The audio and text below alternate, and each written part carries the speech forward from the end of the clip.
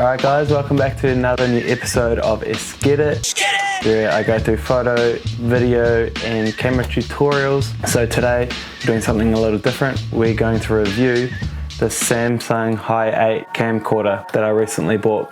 Now, I just got back from a trip to America and I took this bad boy with me. I got this the night before I left, so I was pretty lucky. I was scraping it a bit close, but I really wanted a kind of retro style camera to take with me so I could get a slightly different look than I would normally with my Canon 80D, which is what I'm shooting on right now. So let's just jump to some of the footage that I got from this bad boy and then we'll talk about the camera after.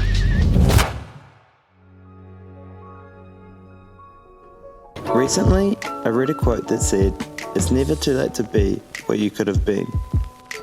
I've always been a dreamer. Ever since I can remember, I've dreamt big. It's just who I am.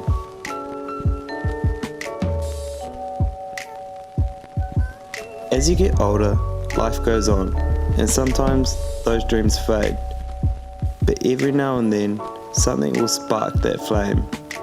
And New York City was just the spark I needed. New York is one of those places that makes you feel that anything is possible. You can be who you want to be and do what you want to do.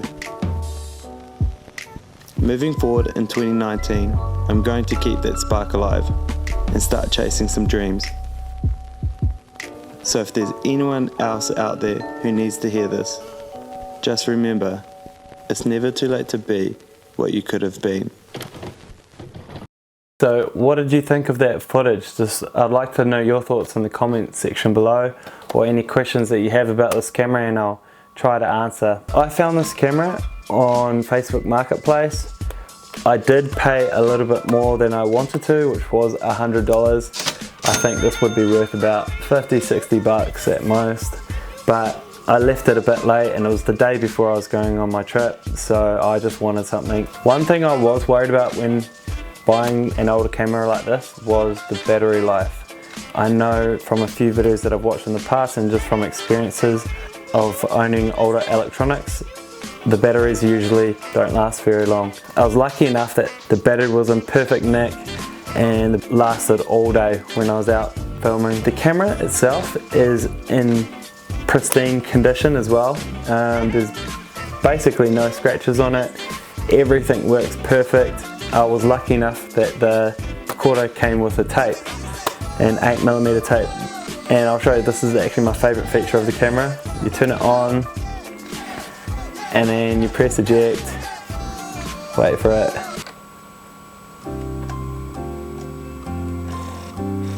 Tick tock.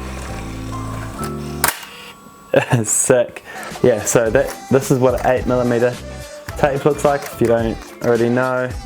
And these are actually a real bitch to find. I could not find any of these in New Zealand.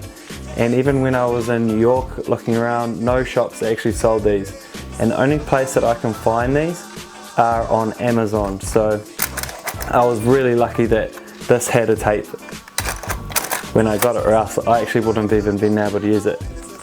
The audio quality was great. Flight got delayed like 2 hours. 2 hours. It's pretty late right now. It's even got a little light on there for low light situations. This camera went above and beyond what I thought it was capable of. It really was so fun to shoot with. It enabled me to break out of some barriers that I would confine myself to on my 80D, and I just had a lot of fun with this camera. I highly encourage going out and finding a retro camera. It doesn't have to be this exact one. It can be something older, something slightly newer. Just get different cameras and just get out and shoot. Because really it's not about the camera itself, it's about the story. Anyway guys, thanks for tuning in to this week's episode of Get It. If you enjoyed the video, give it a thumbs up and make sure to subscribe for more tutorials and reviews, and we'll see you in the next episode. Peace.